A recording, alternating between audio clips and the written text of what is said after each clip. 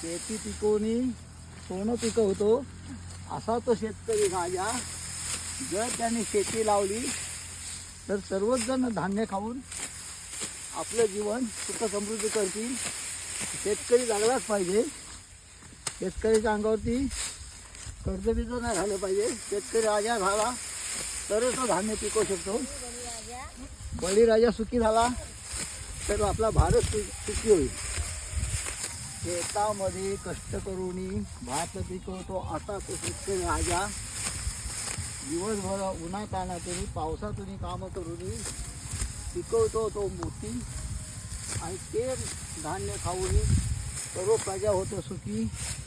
शेतकरी जगलाच पाहिजे. शेतकरी जगला तर सर्व आपला भारत सुजलाम होईल. आपल्या लोकांनी जय जवान जय किसान जय विज्ञान नारा केलेला आहे. शेतकऱ्यांच्या भरपूर अडचणी आहेत. माझ्यासारखे शेतकऱ्याला शेतात जायला रस्तासुद्धा नाही. एका शेतकरी अडवलेला आहे, तो पण मिळावा आणि सर्व शेतकरी आपले चांगले सुखी व्हावे. आत्महत्या करतात त्या बंद व्हाव्या. आपल्या महाराष्ट्राचं नाव जरा खराब झालं आहे.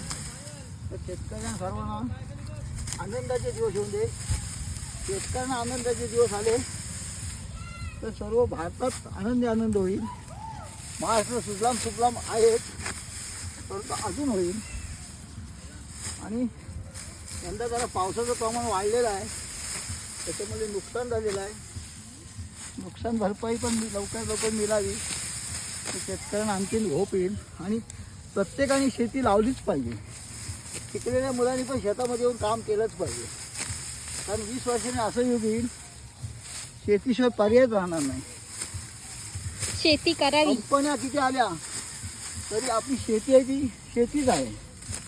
शेतकऱ्यांनी जर धान्य पिकवलं तर सर्व जगामध्ये आपलं नाव जाईल.